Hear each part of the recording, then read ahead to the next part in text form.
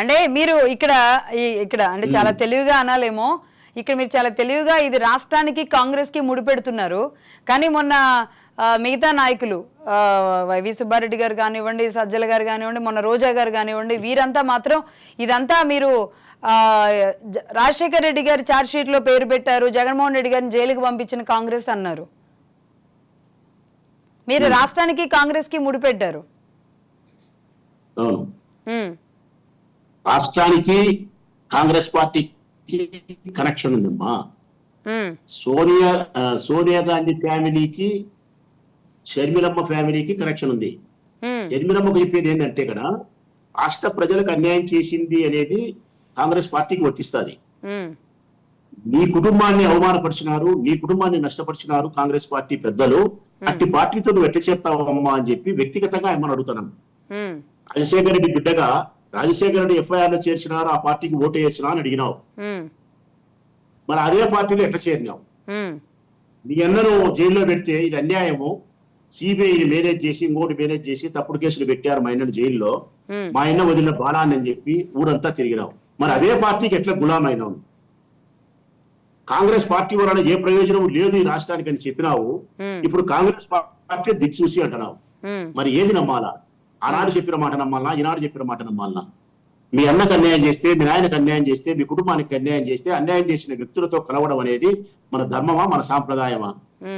బలం ఉంటే కొట్లాడతాం, బలం లేకుంటే మౌనంగా ఉంటాం.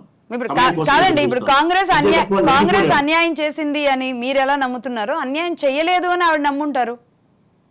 అన్యాయం చేసిందని ఆమె చెప్పింది కదమ్మా మా అందరికి చెప్పింది. రాష్ట్రంలో ప్రజలకు ఊరూరా తిరిగి సందు తిరిగి అన్యాయం చేసింది ఓటేయాలండి అని చెప్పింది. ఇప్పుడు మళ్ళీ ఊరూరా తిరిగి కాంగ్రెస్ పార్టీ మంచిది ఓటేయండి అని చెప్తున్నారు. శరీరం పలస అవుతుందా, పలస కాదా? ఖచ్చితంగా అవుతుంది. గమనిస్తారంటారు ప్రజలు. కాంగ్రెస్ పార్టీ తిత్తివి, ఈనాడేమో కాంగ్రెస్ పార్టీని మంచిది అంటివి.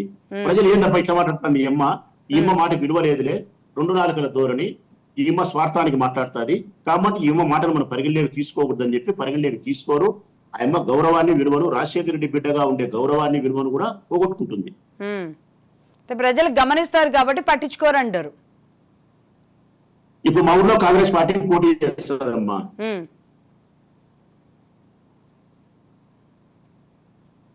రాజమల్లి గారు బాగా చెప్తానా? మా రాయలసీమ వరకు పనిచేయాలి మీరు చెప్పే ప్రకారం, మేధావులు చెప్పే ప్రకారం. కడప జిల్లా రాయలసీమ ఈ ప్రాంతానికే చేస్తే మా కడపే తీసుకున్నాంలే. స్పష్టంగా రాజశేఖర రెడ్డి బిడ్డ షర్మిలమ్మ, మా రాజశేఖర రెడ్డి అన్న కడప, నా ప్రొద్దుటూరు నియోజకవర్గమే తీసుకున్నాంలే. షర్మిలమ్మ ఏ అభ్యర్థిని పెడుతుందో పెట్టని. అంతకుముందు కాంగ్రెస్ పార్టీకి 2019లో ఎన్ని వచ్చినాయి, 2014లో ఎన్ని వచ్చినాయి, 2009లో ఎన్ని వచ్చినాయి? ఈ 3 ఎలక్షన్లకు కాంగ్రెస్ పార్టీకి ఎన్ని వచ్చినాయో చూడండి. రేపు 2024లో ఎన్ని వస్తాయో చూడండి, అప్పుడు మాట్లాడండి అమ్మా. సో మీరన్న జీరో లెక్కలే పనిచేస్తాయంటారు. కాకపోతే ఇక్కడ అంటే ఎక్కడైతే రిలయన్స్ కాంగ్రెస్ కలిసి కుట్ర చేశాయి రాజశేఖర రెడ్డి గారి మరణం అన్నప్పుడు, ఆ రోజు ఏం జరిగిందో అందరం చూసాం. కానీ అదే రిలయన్స్ సంస్థలతో ఉన్న సత్సంబంధాలు ఇక్కడికి రావడం, అలాగే పరిమళనత్వానికి రాజ్యసభ ఇవ్వడం లాంటివి, అంటే ఆ సాన్నిహిత్యం మీరు అక్కడ చేసుకోగలిగినప్పుడు ఈవిడ ఇక్కడెందుకు చేయకూడదు అనేది ప్రశ్న రాదంటారా అదే ప్రజల నుంచి? రాదమ్మా, రాదు. ఏదంటే మీరు ఇక్కడన్నీ క్రియేట్ చేసి ప్రజలకు తెలియని విషయాలను, ప్రజలకు అర్థం కాని విషయాలను ప్రజలకు ఏందేందో చెప్పే ప్రయత్నం చేస్తే అట్లా ఎప్పుడైనా వర్కౌట్ కావమ్మా. జనరల్ పబ్లిక్ లేకి ఎప్పుడైనా సూటిగా ఉండే విషయాలు, నేరుగా తగిలే విషయాలు ఏవైతే ఉంటాయో వాళ్ళు మనం చెప్పినా చెప్పకపోయినా కనుక్కుంటారు, అర్థం చేసుకుంటారు, అభిప్రాయం ప్రకారం అవుతారు. మనం ఏందేందో సాంకేతిక పరమైన పరిజ్ఞానాన్ని, రాజనీతి పరిజ్ఞానాన్ని ఉపయోగించి ఎక్కడి నుంచో ఎక్కడికో కనెక్షన్ పెడితే వాళ్ళకి అర్థం కాదు, అర్థం చేసుకోవాల్సిన అవసరము లేదు, అది నిజము కాదు, నమ్మరు. అసలు రిలయన్స్ కంపెనీ వాడు రాజశేఖర రెడ్డిని హత్య చేసే విషయంలో పాత్ర ఉందా లేదనేది స్పష్టత నీకు లేదు, నాకు లేదు, ప్రపంచానికి లేదు. ఒక అభియోగం మాత్రం అది.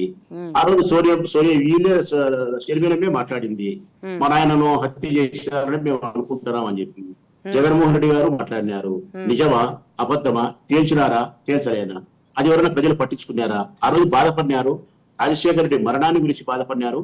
రాజశేఖర రెడ్డి చంపినారా, చంపబడినాడా, లేకుంటే యాక్సిడెంట్ అనేది ప్రజలకు ఉండే అభిప్రాయాలు వాళ్ళకు ఉంటాయి. అయిపోయాయి. దాని అదే ఒక సస్పెన్సే. ఇంకా అది ఇలాంటి వ్యాఖ్యలు ఇవన్నీ వచ్చిన నేపథ్యంలో రాజశేఖర రెడ్డి గారిది అదే అంతే. సస్పెన్స్, వివేకానంద రెడ్డి గారిది అదే అంతే. అవుతుంది. వివేకానంద రెడ్డి గారిది కూడా తెలిసిందేగా, అందరూ ఈ ఇష్యూ చుట్టే తిరుగుతున్నారు. ముఖ్యంగా షర్మిల గారు కూడా ఆవిడ కూడా ఎక్కడ ఎవరు చేయలేదు అని కానీ, లేదంటే కుటుంబంలోనే జరిగిన ఇది అని చెప్పారు అనేక సందర్భాల్లో. కానీ తేలాలి అని ఆవిడ డిమాండ్ చేస్తున్నారు. తేలిపోయింది, ఇంకా అవసరం లేదు విచారణ అని జగన్మోహన్ రెడ్డి గారి తరపున అడ్వకేట్లు మాట్లాడుతున్నారు. ఇది కూడా గమనిస్తారు కదా కుటుంబంలో. ఇది గమనిస్తారమ్మా, ఇది గమనిస్తారు.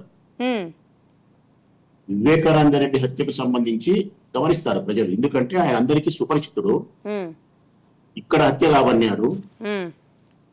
రాజశేఖర రెడ్డిది హత్యనా యాక్సిడెంట్ అనేది చాలా మందికి యాక్సిడెంట్ అంటారు, కొంతమంది హత్య అంటారు. అది కరెక్ట్, సరైన అభిప్రాయం, సరైన అవగాహన లేదు.